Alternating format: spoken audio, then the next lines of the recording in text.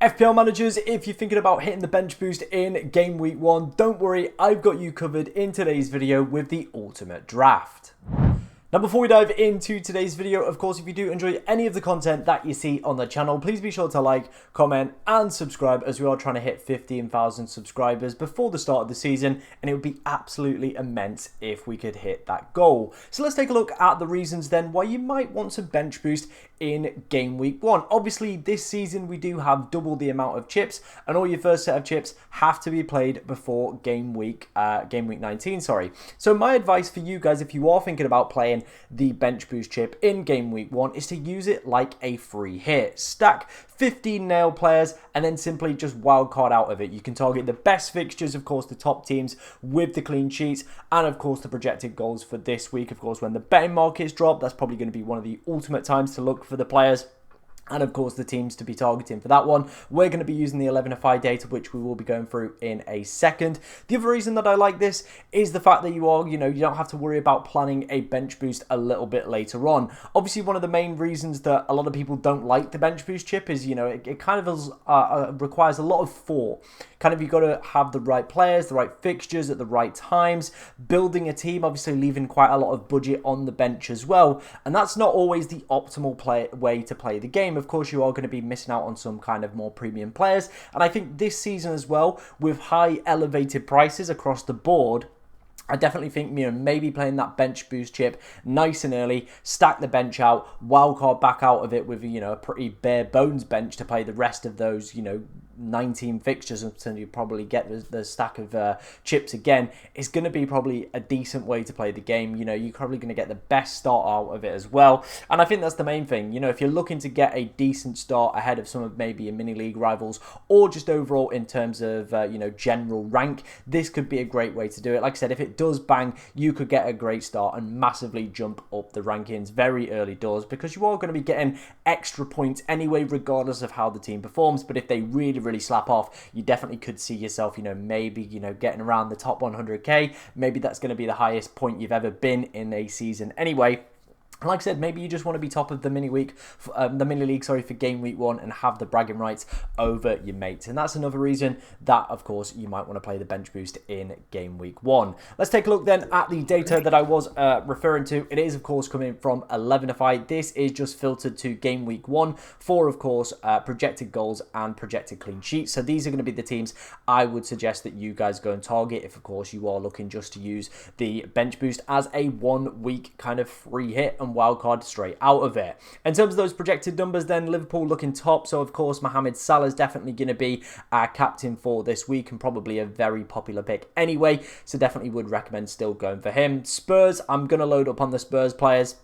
Of course, they're under Thomas Frank now, whose whole philosophy really is attack. So I definitely think, with some of their interesting assets, there is going to be quite a lot of goals in that fixture. So again, one to target. City in third, but obviously the price points for some of their players make it extremely difficult. But maybe you do go for Haaland, but then you have to sacrifice Salah. I think I would prefer to go for Salah this game week rather than Erling Haaland. Chelsea are up there, so João Pedro, Enzo Fernandez, potentially Pedro Neto. Palmer, definitely going to be worth a little bit of a cheeky punt. Brighton are really fancied against Fulham at home. Obviously, Danny Welbeck now, with João Pedro leaving the club, is definitely looking like a decent option for minutes as well, with, of course, Evan Ferguson leaving the club as well from that. In terms of some other fixtures, I think could be really decent for this week to target. West Ham, of course, against Sunderland. That is going to be one that I think, people will be looking at. Jared Bowen, especially just for this 1 week as a potential punt as well. So I don't mind that as an option. In terms of the clean sheet numbers, then Spurs are top,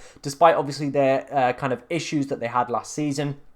Burnley have never, been a prolific team, should I say, last season. I don't think that's going to change with the kind of the quality of defences going up as well. So I do expect, Spurs to probably keep a clean sheet in that one. Arsenal away at United, a lot of people will be seeing that as a difficult fixture. But if you've watched United over the past few seasons, it's definitely not, and it's definitely one to target. So from a defensive perspective, definitely looking at Gabriel and Saliba for that one. City as well, Gvardiol, if you want to take a punt on 8, Nuri as well, could also be decent options. Liverpool looking pretty strong strong, so maybe a gamble on Frimpong or, of course, Kirkes. That is one of the other things as well you could do with this kind of, basically a free hit with your draft if you're going to wildcard back out of it, is potentially pick a few kind of riskier picks. So the likes of a Frimpong and 8 Nuri. These players very easily could play, absolutely go off, or they could be benched and, it doesn't quite go well. But at least with this kind of strategy, you can get yourself a little bit of a get out of jail free card as well. Everton really fancied as well. Obviously, Pickford coming in a little bit more expensive. I think there's probably better value for 1 week to go with somebody like a James Tarkowski as well. West Ham also fancied again. We spoke about their attacking fixture, so people like Wan-Bissaka definitely going to be worth loading up into for game week 1. Like I said, that is the 11ify data. Make sure you head into their website. It is in the description as well if you want to go and check out all the amazing stuff that they do have on their website. And speaking of amazing websites, again, I have teamed up this season with Fantasy Football Hub. It is one of my favorite websites to use. If you use the link in the description, you can go and get your team rated by AI for completely free. It was a very popular kind of feature that they added last year. A lot of people were doing it, and it worked really well. It definitely helped me across the course of the season. I think using this tool throughout the campaign definitely helped me achieve my top 10k finish. So I'm going to highly recommend you guys go and check it out, and at least just go and get your team rated for free by AI, even if you don't want to sign up. At least that gives you a kind of a basic understanding of where the strengths are and potentially where the weaknesses are within your side. Okay, wasting no time, let's dive into the game week 1 draft with the bench boost, of course, active for this week. Let's start off first then with our defence. We've gone for Sanchez, Tarkowski, Adoji, Gvardiol, the Cooper and Wan-Bissaka. All of these players and all of these teams, should I say, featured on the 11ify clean sheet numbers for that, and I feel like all of these players have great routes to alternative points as well. So let's start off first with our goalkeeper pairing. We've gone for Sanchez and Areola. I wasn't too keen on spending 5.5 on Pickford. I feel the better value was spent with Tarkowski if he can, of course, keep a clean sheet and pick up some of those defensive actions, which he was an absolute monster for last season. He potentially could be on for, maybe like an 8-pointer if he picks up some bonus, potentially a 10-pointer, whereas I don't feel Pickford potentially got that in the locker for this single game week that we are going to be targeting. I think, the Leeds game, they're going to want to impress their fans at home, and I think there's going to be a lot of kind of defensive actions that are going to need to take place during that game.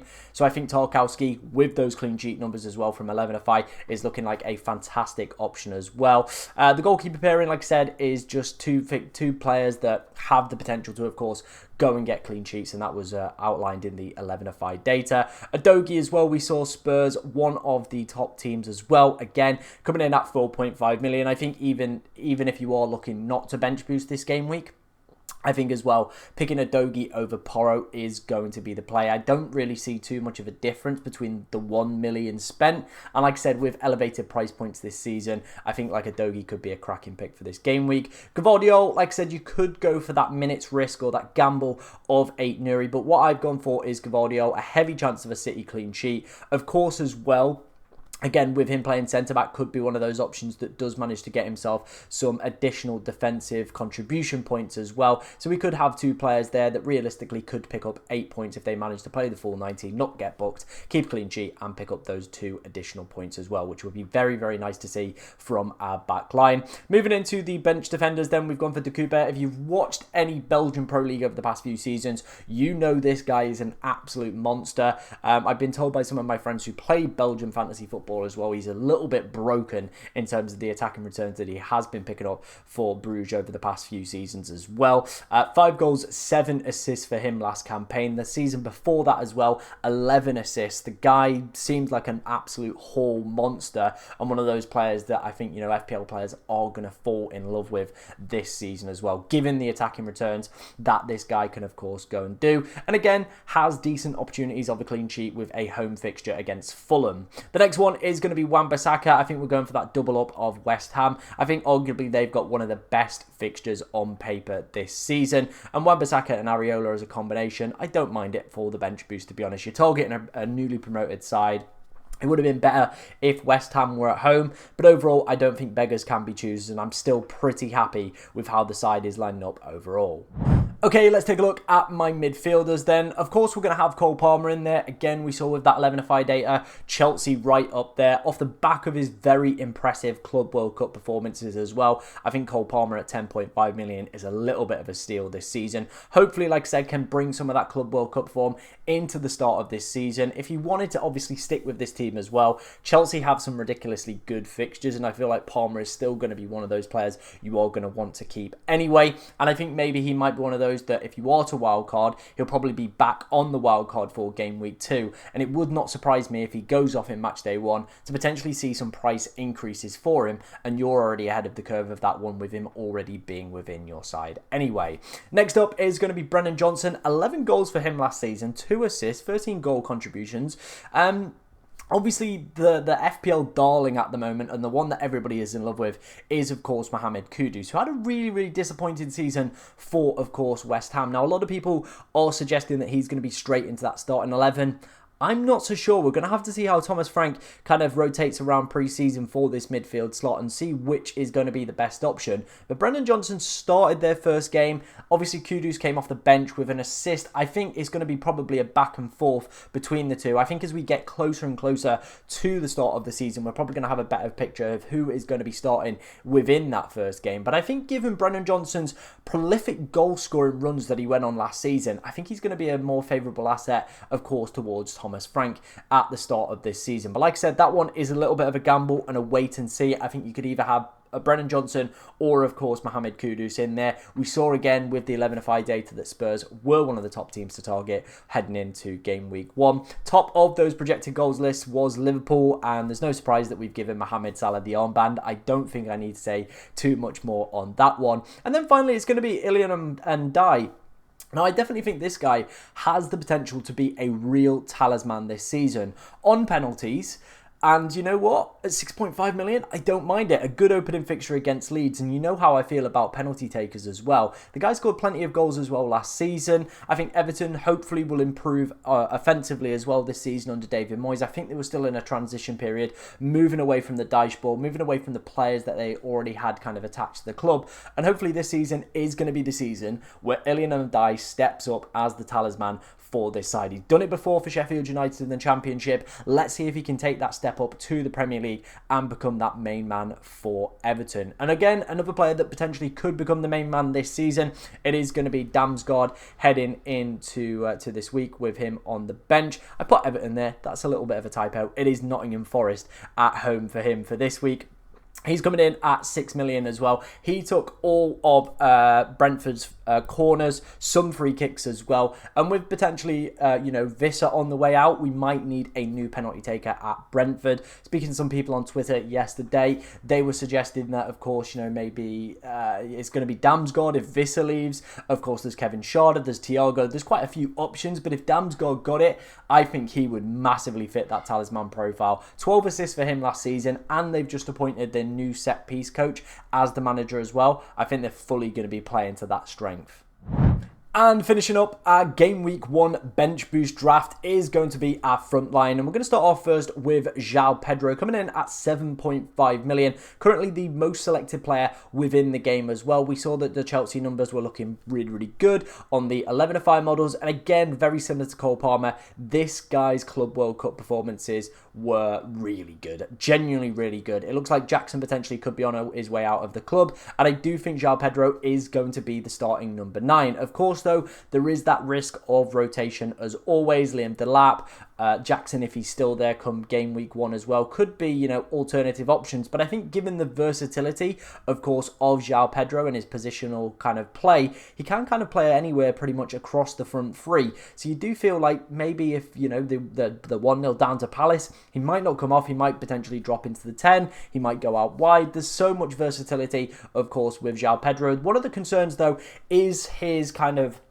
numbers that he's been putting up over the past few seasons have been heavily weighted by some penalties, I would say. So obviously he's not going to be on them this season, so we might see a little bit of a downturn overall in terms of output. But overall, I think he's going to be playing for a lot better of a side, so we'll probably get more open play chances anyway. Next up is going to be Dominic Solanke. I think this guy, with, of course, Son, reduced minutes, probably maybe even on his way out of the club as well. I think Dominic Solanke has the potential to be a real good talisman. Again, we saw the kind of numbers that we were seeing from the 11-5 model in terms of the expected goals for Spurs. Obviously, he's the standout pick. He scored plenty of goals last season, especially in the Europa League. That was where he was extremely prolific as well.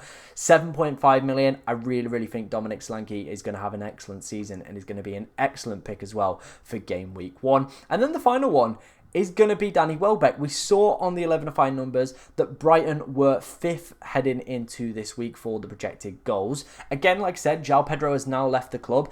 Evan Ferguson has now left the club as well. So his minutes are looking really good as well. Like genuinely really decent. Could be the penalty taker, like I said, as well, with now João Pedro, of course, leaving the club. So as you can see, we've pretty much, tried to nail as many penalty takers within the side, or potential penalty takers as well, because it is one of those metrics I do absolutely love to target. I do definitely think it is broken. Obviously, they've tweaked a little bit of the bonus points towards penalty goals this season, so we might see less kind of, appeal of going for penalty takers, but I still, like I said, think it's one of those broken metrics, and I'm really happy with this game week 1 kind of, all guns blazing side that of course you will be wildcarding out of in game week 2. Let me know what you think of it down in the comment section below. Of course, if you've got any questions about your team as well, get them in the comments as we'll try to answer as many as we possibly can. But thank you for watching today, ladies and gentlemen, and good luck in game week 1.